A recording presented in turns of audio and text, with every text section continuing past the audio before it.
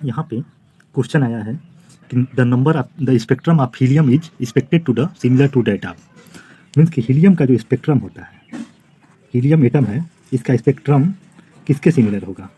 Spectrum, spectrum का मतलब होता है कि एटम, एटम के द्वारा उत्सर्जित इलेक्ट्रॉन का फोटो। स्पेक्ट्रम मतलब होता है एटम के द्वारा उत्सर्जित इलेक्ट्रॉन का फोटो। तो हीलियम जो होता है, हीलियम में 2 इलेक्ट्रॉन होते हैं, हीलियम में 2 इलेक्ट्रॉन होते हैं। तो इसका स्पेक्ट्रम उसके इक्वल होगा, इसका स्पेक्ट्रम जो है उस एटम के इक्वल होगा, एटम के स्पेक्ट्रम के बराबर होगा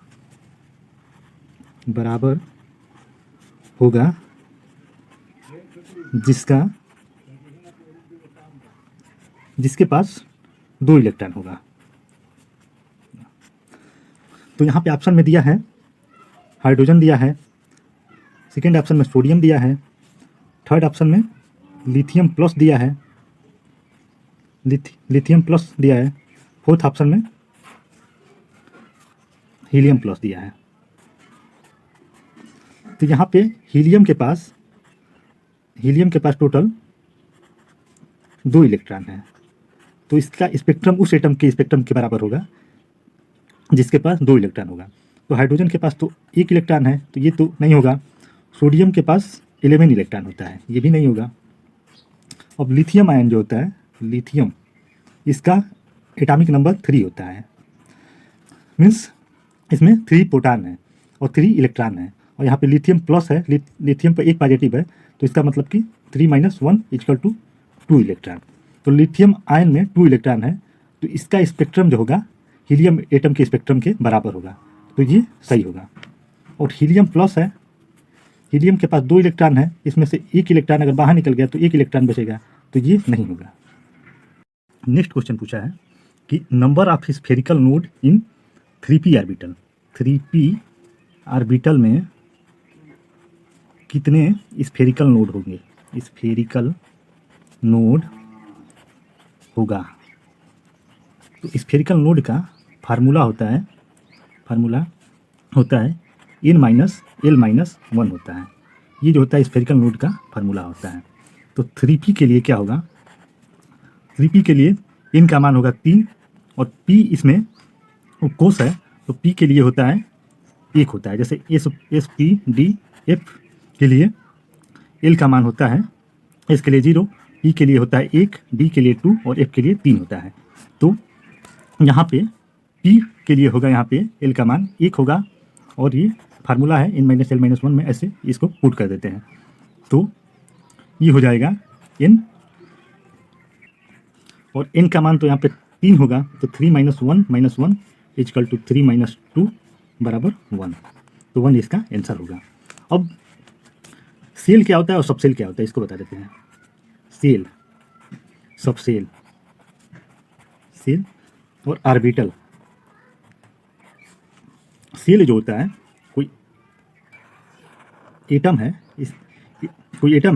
एटम के भीतर ये न्यूक्लियस होता है, न्यूक्लियस में प्रोटॉन प्लस न्यूट्रॉन रहते हैं, और न्यूक्लियस के बाहर जो होती है सेल होती है। ये ऐसे, ये सेल है, सेल। अब एक सेल के भीतर सब सेल पाई जाती है, सेल के भीतर सब सेल होती है। अब सब सेल के भीतर ऑर्बिटल होते हैं, और ऑर्बिटल के भीतर इलेक्ट्रॉन होता है, जैसे 3p है, तो 3 जो है ये सेल है, और 3 सेल के भीतर p जो है ये सब सेल। इसमें 3 सेल है और p जो है सब सेल है, और इसमें p में ऑर्बिटल कितने होते हैं? p सब सेल में 3 ऑर्बिटल होते हैं, ये 1 2 3, और एक ऑर्बिटल में 2 इलेक्ट्रॉन रह सकते हैं, तो 3 ऑर्बिटल, इसमें भी 2 इलेक्ट्रॉन, इसमें भी 2 इलेक्ट्रॉन, इसमें भी 2 इलेक्ट्रॉन, तो टोटल इलेक्ट्रॉन होगा इसमें 6 इलेक्ट्रॉन होगा। ये होता है सेल, सबसेल, ऑर्बिटल और इलेक्ट्रॉन का कंसेप्ट। अब एक क्वेश्चन यहाँ पे आया है, तो विच of the following statement do not form part of Bohr model of hydrogen atom. इसमें से निम्नलिखित स्टेटमेंट में कौन statement Bohr model hydrogen atom के बोहर मॉडल के लिए नहीं है। मीन्स कौन सा स्टेटमेंट जो है बोहर मॉडल को फॉलो नहीं करता है। तो बोहर ने बताया था, इसका फर्स्ट ऑप्शन है energy of electron in the orbit are quantized. ये जो है बोहर मॉडल को फॉलो करता है। बोहर ने बताया था कि एनर्जी ऑफ इलेक्ट्रॉन ऑर्बिट में इलेक्ट्रॉन की जो एनर्जी होती है क्वांटिटाइज फॉर्म में होती है। सही है। The electron in the orbit nearest the nucleus has the lowest energy. जिस ऑर्बिट में न्यूक्लियस के नज़दीक जो इलेक्ट्रॉन होते हैं उनकी एनर्जी लो होती है, और न्यूक्लियस से जितना दूर जो इलेक्ट्रॉन रहेगा उसकी एनर्जी हाई होगी। सी ऑप्शन ये भी सही है। Electron resolve in the different orbit around the nucleus. Electron जो होते हैं डिफरेंट ऑर्बिट न्यूक्लियस के चारों ओर घूमते रहते हैं डिफरेंट ऑर्बिट में। ये भी सही है, ये भी बोहर ने ये स्टेटमेंट बताया था। डी स्टेटमेंट है the position and velocity of electron in the orbit can not be determined simultaneously. ये जो स्टेटमेंट है ये बोहर ने नहीं बताया था। ये स्टेटमेंट हाइजेनबर्ग अनसर्टेनिटी प्रिंसिपल में बताया गया है। तो ये ऑप्शन जो होगा ये सही हो जाएगा। नेक्स्ट क्वेश्चन है कि number of unpaired electron in into plus में कितने नंबर ऑफ अनपेयर्ड इलेक्ट्रॉन होगा ये बताना है। अनपेयर्ड इलेक्ट्रॉन तो इन जो होता है ये जो सिंबल होता है नाइट्रोजन का एटॉमिक नंबर 7 होता है। तो इसका इलेक्ट्रॉनिक विन्यास लिखेंगे तो 1s2 2s2 2p3 ये जो होगा इसका इलेक्ट्रॉनिक विन्यास होगा। अब जो है इसको ऐसे लिखेंगे, ऑर्बिटल के थ्रू लिखेंगे। तो ये 1s ऑर्बिटल है, इसमें 2 इलेक्ट्रॉन है। अब 2s ऑर्बिटल होगा, इसमें भी 2 इलेक्ट्रॉन होगा। और p ऑर्बिटल जो होगा ये 2s ऑर्बिटल है। अब ये p ऑर्बिटल, p में 3 ऑर्बिटल होगा और इसमें 3 इलेक्ट्रॉन प्रेजेंट है। अब क्या दिया है कि N2+ का बताना है। ये हो गया नाइट्रोजन का इलेक्ट्रॉनिक कॉन्फ़िगरेशन। अगर हम N2+ लिखेंगे मीन्स 7 - 2 = 5। इसमें अब टोटल 5 इलेक्ट्रॉन है, तो इसमें से 2 इलेक्ट्रॉन निकल जाएंगे। तो इसका इलेक्ट्रॉनिक कॉन्फ़िगरेशन होगा ये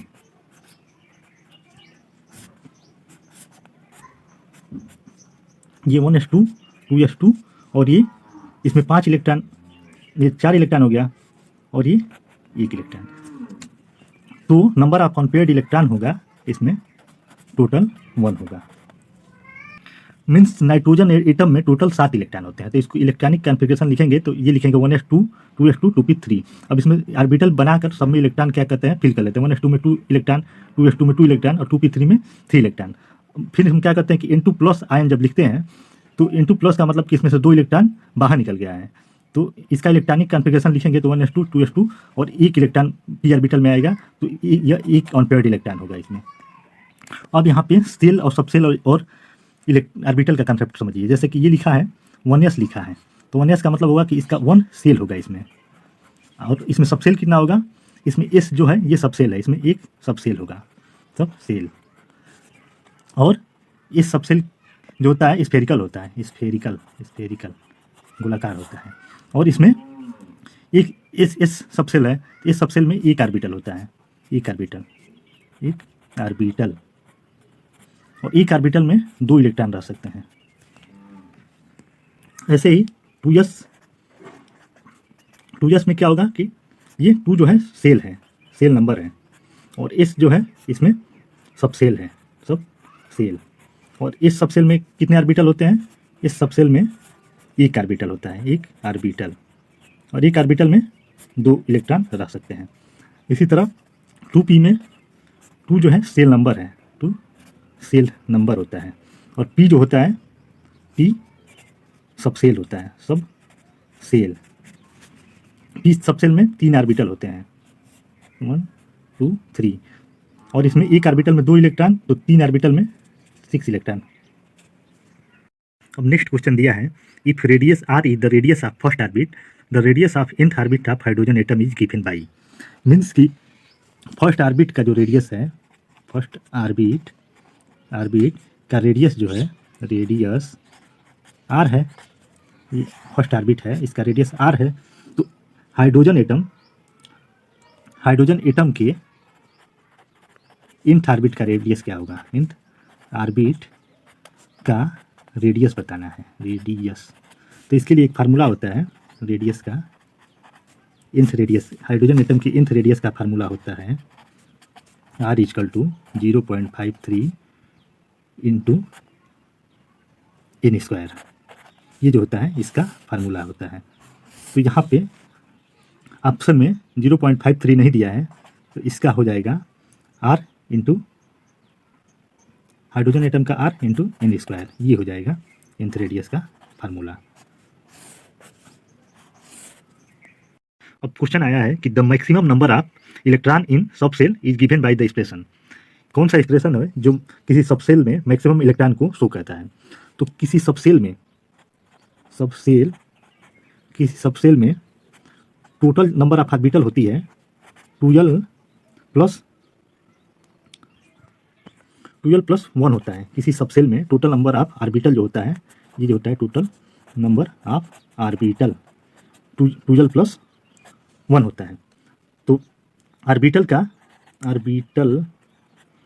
एक ऑर्बिटल में 2 इलेक्ट्रॉन होते हैं, तो ये 12 plus 1 total number of orbital है। तो टोटल नंबर ऑफ इलेक्ट्रॉन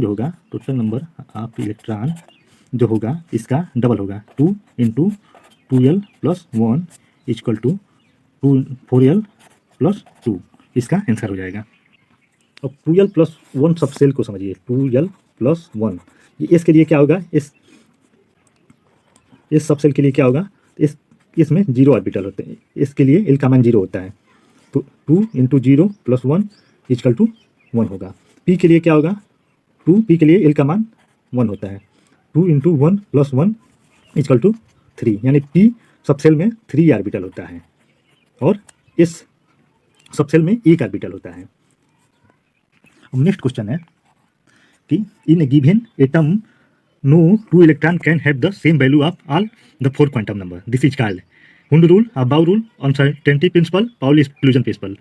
तो यहाँ पे दिया है कि परमाणु में किन्हीं 2 इलेक्ट्रॉनों के लिए चारों क्वांटम संख्याओं के मान बराबर नहीं हो सकते। यह स्टेटमेंट दिया था पाउली ने।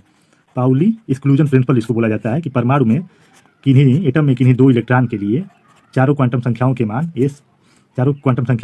बराबर नहीं हो सकते।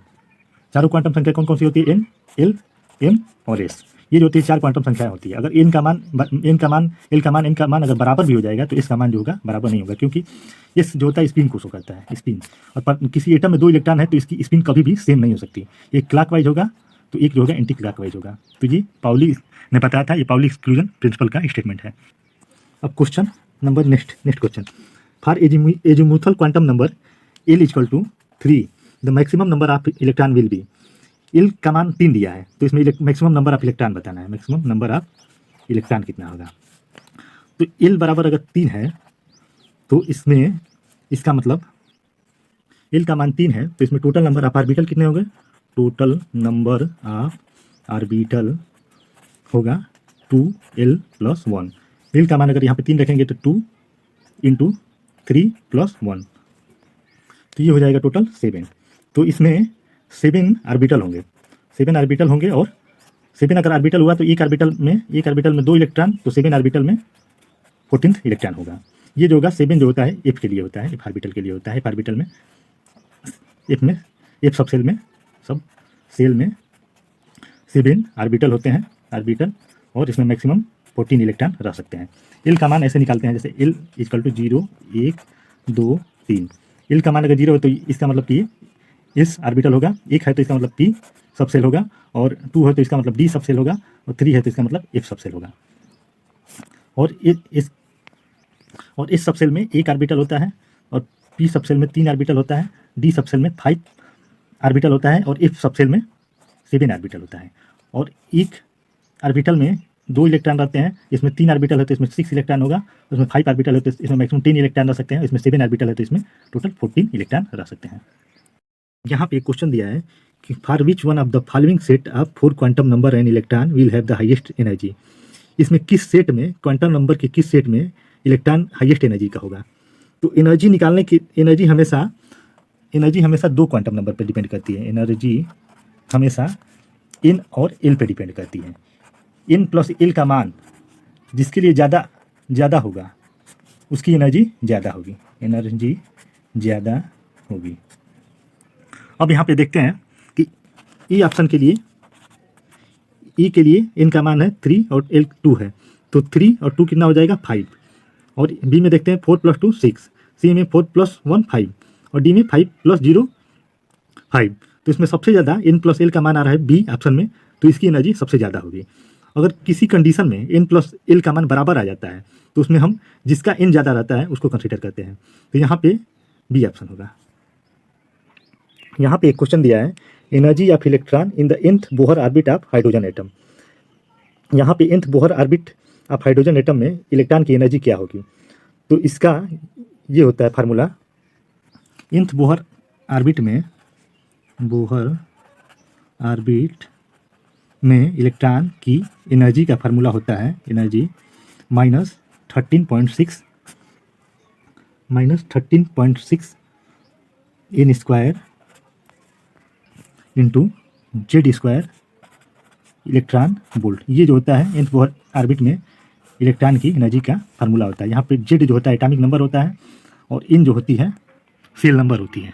यहाँ पे एक क्वेश्चन आया है, which of the following is never true for, ये क्वेश्चन दिया है the electron has shown experimentally to have wave property. यहाँ पे इलेक्ट्रॉन किस एक्सपेरिमेंट के थ्रू वेव प्रॉपर्टी के बारे में बताता है? De Broglie, in Bohr, Davisson and Germer, Schrodinger. तो इसका आंसर होगा Davisson and Germer. De Broglie ने इलेक्ट्रॉन को पार्टिकल